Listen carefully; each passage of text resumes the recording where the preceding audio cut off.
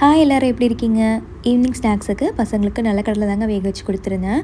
குக்கரில் நிலக்கடலை சேர்த்துட்டு தேவையான அளவு தண்ணி, உப்பு சேர்த்துட்டு ஒரு 5 விசில் வச்சு எடுத்துக்கோங்க. உங்களுக்கு தனியாக எடுத்து வச்சுட்டேன். எங்களுக்கு மசாலா கடல மாதிரி போட்டு சாப்பிட்டோம். வெங்காயம், தக்காளி, கொத்தமல்லி, கேரட்டு, உப்பு ஆல்ரெடி நம்ம வேக வைக்கும்போது சேர்த்துருக்கோம். கொஞ்சமாக சாட் மசாலா இதெல்லாமே போட்டு நல்லா மிக்ஸ் பண்ணிட்டீங்க அப்படின்னா மசாலா கடல ரெடி ஆயிடும். ஈவினிங் காஃபிக்கு சூப்பராக இருக்கும், ஹெல்த்தியான ஸ்நாக்ஸுமே. இப்போ இங்கே பார்த்தீங்கன்னா நல்லா இந்த வெதர் சேஞ்ச்னால பசங்க எல்லாத்துக்குமே கோல்டு, காஃபு, ஃபீவர்ன்ட்டு தாங்க எங்கே பார்த்தாலுமே சொல்கிறாங்க. எங்கள் வீட்லேயுமே 3 வீக்ஸாகவே நல்லா கோல்டு காஃபாக தான் இருக்குது பசங்களுக்கு. ஸோ மித்துலுக்கு எப்படி இருக்குது அப்படின்னா வாய்ஸ் சேஞ்ச் ஆகிருக்கு, ரன்னிங் நோஸ் எதுவுமே இல்லை, பட் நல்லா சளி கட்டியிருக்குன்னு நினைக்கிறேன் நெஞ்சில். சரி, அதனால் பார்த்திங்கன்னா கல்லுப்பு ஒத்தடம் கொடுத்துட்டு நான் எப்பவுமே எண்ணெய் காய்ச்சி வச்சுருப்பேன் சளிக்குன்ட்டே. இது மித்துல் பிறந்தப்போ காய்ச்சி வச்சது. ஸோ நல்லா அந்த மூலிகையில் ஊறிக்கிட்டே இருக்குங்க.